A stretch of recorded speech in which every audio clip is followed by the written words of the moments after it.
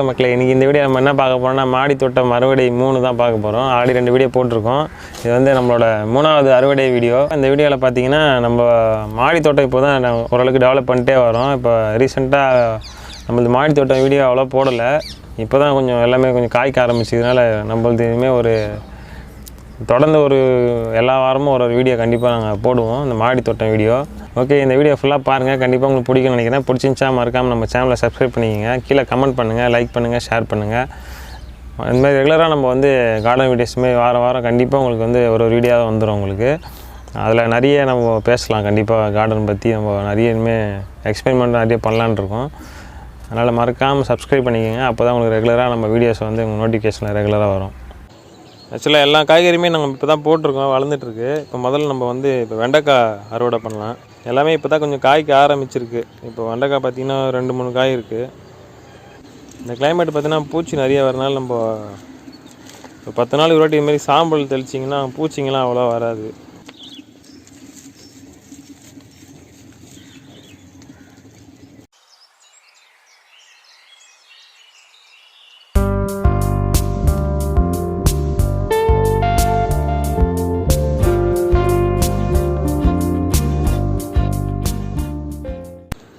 இது சிகப்பு காட்டாமல்லிப்பூ. இது பார்த்திங்கன்னா இப்போது கொத்தாக பூக்க ஆரம்பிச்சிருக்கு. மொட்டு அரும்புலாம் பார்த்திங்கன்னா நிறைய இருக்குது, ஏகப்பட்ட இருக்குது. டெய்லி நம்மளுக்கு பூ கிடைக்கிது இதில். இது செம்பருத்தி பூ. இதுலேயே நம்மக்கிட்ட 4-5 வகை இருக்குது. இந்த செம்பருத்தி டெய்லி ஒரு பூவாவது பூத்துக்குது. சின்ன செடி தான், டெய்லி ஒரு பூவாவது பூக்குது. பன்னீர் ரோஜா ஒரு பூ பூத்துருக்கு.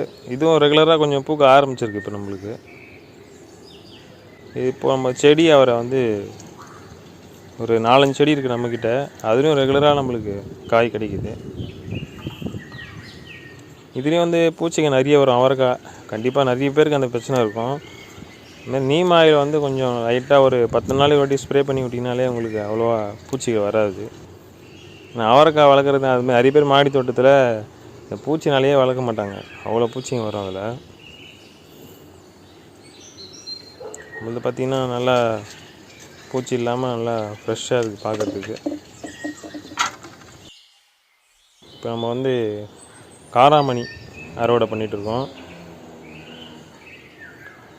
இதுவும் 2-3 செடி இருந்தால் போதும், உங்களுக்கு ரெகுலராக காய் கிடச்சிட்டே இருக்கும். நீங்கள் அதில் வர விதையே ரொட்டீனாக 2-3 தொட்டியில் போட்டு நீங்கள் டெவலப் பண்ணிட்டே இருக்கலாம். அது நல்லா காய்க்கும். காராமணிலாம் மாடியில் நல்லா காய்க்கும். இந்த ஒரு செடியிலே பார்த்திங்கன்னா நம்ம இவ்வளோ காய் கிடச்சிருக்கு. 1-2 பீன்ஸும் அங்கே இப்போ காய்க்க ஆரம்பிச்சிருக்கு நம்ம தோட்டத்தில். அடுத்தது தக்காளி. நம்மளது வீட்டில் மேக்ஸிமம் பார்த்திங்கன்னா எல்லாமே நாட்டு தக்காளி தான் அதிகமாக இருக்குது நம்மக்கிட்ட. பெங்களூர் தக்காளிலாம் அவ்வளோ கிடையாது.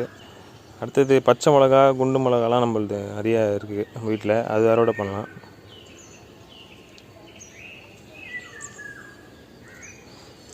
எல்லாமே ஒரு 4-5 செடி இருந்தால் போதுங்க வீட்டில். அப்பப்போ பார்த்திங்கன்னா உங்களுக்கு எதாவது கிடச்சிட்டே இருக்கும். ஆனால் டெய்லி நீங்கள் கரெக்டாக மெயின்டைன் பண்ணணும் மாடி தோட்டம்னா. ஏன்னா பூச்சிக்கு நிறைய வர வாய்ப்பு இருக்குது.